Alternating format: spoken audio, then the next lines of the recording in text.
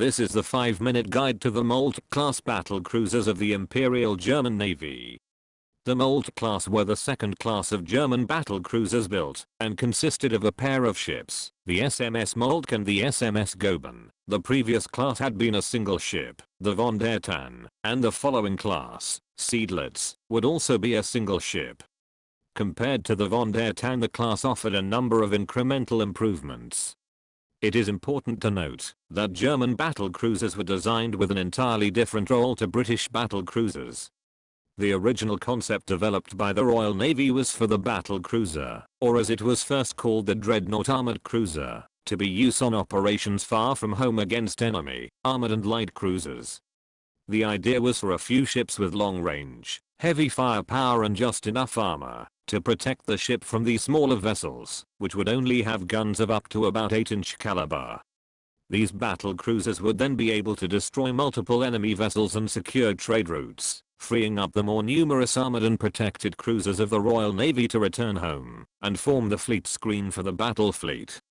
In contrast, the German battle cruisers were never intended to fulfill this role. Instead, they were designed from the start to be part of the German fleet screen. In this role their targets were similar, the armored and protected cruisers, but because this role was connected with the battle fleet, and they carried significant firepower, they were also expected to encounter and help fight the British battleships, which meant they needed armor that could at least offer some protection from battleship grade firepower. Therefore, German battle cruisers would tend to carry a lighter armament, but heavier armor than British designs until the end of World War I. As a result, the Moltke class carried an 11-inch armor belt, which was comparable to that carried on the smaller battleships of the period, along with an armament of 10 11-inch guns in 5 twin turrets, one forward, a pair super firing at the rear and a pair of wing turrets in echelon that in theory gave a 10-gun broadside on limited bearings, but in practice usually offered an 8-gun broadside. Initially these guns could only elevate to 13.5 degrees, significantly less than their predecessor, which limited their range considerably. This was changed in 1916, but still left the German ships outranged by the British vessels. 12 single 5.9-inch guns made up the secondary battery, and at first 12 88mm guns were installed to fight off torpedo boats, but these were soon replaced by 4 anti-aircraft variants. Finally, 4 torpedo tubes were added, with 1 on each major bearing. The ships were designed for just over 25 knots, but proved capable of just over 28 knots at full power, which proved very useful in service. Although they were first German battle cruisers designed and built as a class, they would never serve in war together.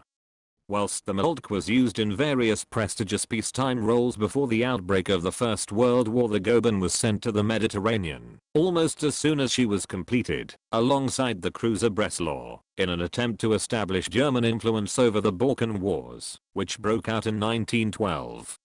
They were still there when the First World War started in 1914, and were vastly outnumbered and outgunned by the British and French forces present in the area. Trying to break out past Gibraltar and back to Germany would have been suicide, so the ships set off for the Ottoman Empire instead.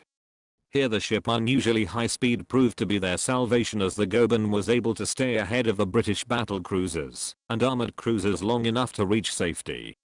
Upon arrival she was transferred to the Ottoman Navy, although she kept her crew, and this was part of the reason for the Ottoman entry into the war on the German side. This subject is also covered in our video on the HMS Agincourt. The Goeben went on to have a very active career, surviving to join the NATO fleet after the Second World War and only being scrapped in 1971. We will cover her adventures in more detail in her own video in the future. The Moltke was still in Germany, and so took part in operations with the rest of the High Seas Fleet. Their ship almost participated in the First Battle of Heligoland Bight, but by the time it had permission to go to the rescue of the German cruisers and had built up steam, the tide was too low to clear the port, and it had to wait until the main fighting was over, serving only to securing the survivors and look for any missing ships. Her next mission was the bombardment of Yarmouth along with the other German battle cruisers, which was accomplished without any other action or response. The bombardment of Scarborough went similarly, although in this case the ship took a single minor hit from a coastal defense gun. The next encounter was the Battle of Dogger Bank, a clash between the British and German battle cruisers. This was inconclusive, with the Germans withdrawing with the loss of the cruiser Blucher and heavy damage to the Seydlitz, in exchange for significant damage to the HMS Lion. Moltke herself is not recorded to have taken any damage in this battle, but did score hits on the Lion and Tiger. An interlude into the Gulf of Riga was less successful, the ship being torpedoed by a British submarine and needing to be sent into dock for repairs.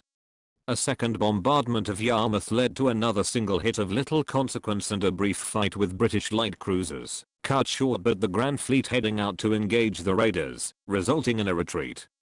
Her main claim to fame was her participation in the Battle of Jutland. In the first part of the battle, the ship managed to knock out 2 of HMS Tiger's turrets for an extended period, before being engaged by the Queen Elizabeth-class battleships and sustaining a heavily damaging hit from a 15-inch shell. She would go on to receive 3 further hits from such shells in the battle and emerged with extensive upper deck damage, which was mostly superficial, as well as over 1,000 tons of water flooding through holes in the ship caused by the shells. She was, however, in relatively good condition compared to the other German battle cruisers, and could actually move at speed and fight, something none of the others were capable of doing. She later took part of various raids on the British coast and convoys trying to lure out a portion of the British fleet, in most cases having to return when the whole fleet came out after them. Ironically, the one time it looked like they might be able to catch an isolated squadron and destroy it, one of the Moltke's propellers fell off and the engine room flooded, requiring a return to port. The ship was then part of the German fleet that was interned in Scapa Flow and scuttled itself in 1919. The ship was raised and scrapped in the later 1920s. That's it for this video. Thanks for watching. If you have a question or a suggestion for a ship to review, let us know in the comments below.